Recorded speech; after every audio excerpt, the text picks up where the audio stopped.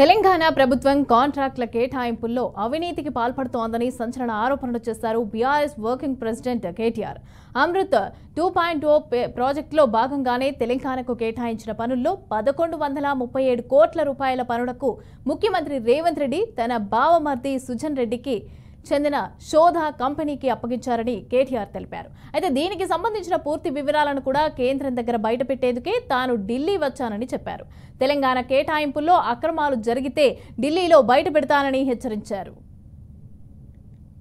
Amrut 2.0, under which in Telangana tenders have been called in February this year, early this year. The tenders were called in about 8 packages.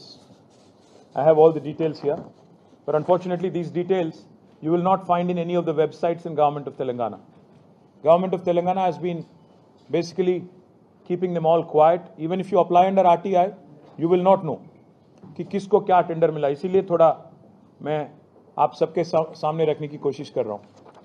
I have to point out to one company, शोधा constructions. उसका directors का report भी मैं आपको दे दिया हूं, copy एक देख लीजिएगा. ऑडिटेड रिपोर्ट है. 21-22 में इस कंपनी की नेट प्रॉफिट थी 2.2 crore. It's a very small company which has no qualification, no capital of sorts even to execute any kind of work.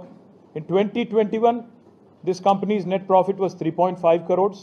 In 21-22 the net profit was 2.2 crore. I am sharing the document of the company from the audited report from the director's report. Now this company belongs to the brother-in-law of Chief Minister Revanth Reddy. प्रधानमंत्री जी कह रहे थे parliament election के दौरान कि RR tax वसूल होता है. मैं पूछना चाहता हूं प्रधानमंत्री जी से, जब आपको पता है कि ऐसी एक इलीगल टैक्स कांग्रेस पार्टी की एटीएम तेलंगाना से आज जोरों शोर से चल रहा है, ऐसे काम, गलत काम, तो आप क्यों नहीं आपकी गवर्नमेंट एक्शन लेती है. और साथ ही साथ मैं ये भी पूछना चाहता हूं कि मनोहर लाल खट्टर जी और उनकी डिपार्टमेंट और यहां की government of India, will you और will you not act on the Amrit scam in Telangana. This will be a litmus test for BJP leadership in Delhi. आप जो भी कहते हो इस बात में अगर आप विश्वास रखते हो कि कांग्रेस ने एटीएम बना लिया तेलंगाना को और बहुत ऐसे ही चीज आरआर टैक्स, अगर इस बात में सच्चाई है कि आप मानते हो इसमें सच्चाई है, तो आप तहकीकात शुरू करो, जांच शुरू करो, कैंसिल करो, रद्द करो. जो अमृत में 8,888 करोड़ का वर्क बुलाया गया, जिसमें ब्रदर इन लॉ को तो 1,000 से ज्यादा करोड़ का वर्क दिया, बाकी लोगों को भी, उसमें तेलंगाना का एक मंत्री को भी काम दिया गया. तेलंगाना का रेवेन्यू मिनिस्टर है श्रीनिवास रेड्डी, उसके कंपनी को भी काम मिला इसमें अमृत में. तो मैं पूछना चाहता हूं, जो आदमी कैबिनेट में बैठता है, जो आदमी अल्टीमेटली टेंडर सैंक्शन करता है, जो इंस्टीट्यूशन टेंडर सैंक्शन करती है, अगर उनके घर वालों को आप काम देने लगते हो, ये कॉन्फ्लिक्ट ऑफ इंटरेस्ट नहीं है क्या? తెలంగాణ ఏటీఎం అయితే మీ ప్రభుత్వం ఏం చేస్తుంది? మేము నిన్న నెల కిందట రాసినాం మీ కేంద్ర మంత్రి గారికి ఉత్తరం. ఇప్పుడు నేనున్నాను, ప్రతిపక్షంలో ఉన్నాను.